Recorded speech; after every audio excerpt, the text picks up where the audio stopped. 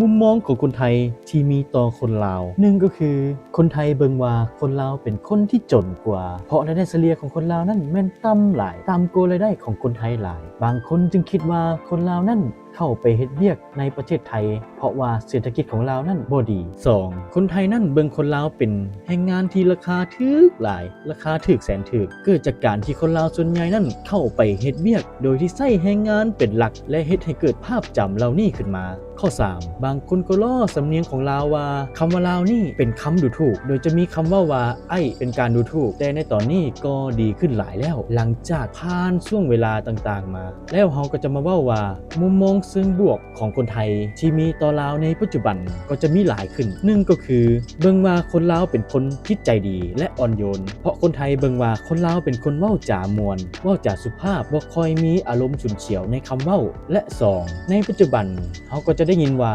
ลาวไทยนั่นเปรียบเสมือนพี่น้องก็เพราะว่าภาษาและวัฒนธรรมใกล้เคียงกันเส้นอาหารดนตรีและประเพณีซึ่งเฮ็ดให้ลาวกับไทยนั่นเปรียบเสมือนพี่น้องกันและข้อ 3. คนไทยเบิ่งว่าคนลาวเป็นคนที่ขยันและซื่อสัตย์โดยเฉพาะในการเฮ็ดเวียกบริการงานก่อสร้างงานโรงงานและคนไทยมักจะเว้าว่าคนลาวนั่นตั้งใจและบ่ค่อยมีปัญหาเรื่องปัญหาวินัยข้อ 4. คนไทยนั่นหันมาฟังเพลงลาวหลายเพราะว่าช่วงนี้ก็จะเห็นได้ว่าเพลงลาวนั่นโกอินเตอร์ที่ประเทศไทยเฮ็ดให้คนไทยหันมาฟังเพลงลาวและเฮ็ดให้มุมมองที่คนไทยเบิ่งคนลาวนั่นเปลี่ยนไปและดีขึ้นเพราะฉะนั้นมุมมองต่างๆนี่เราจะเห็นได้ว่ามันเกิดขึ้นกับบางค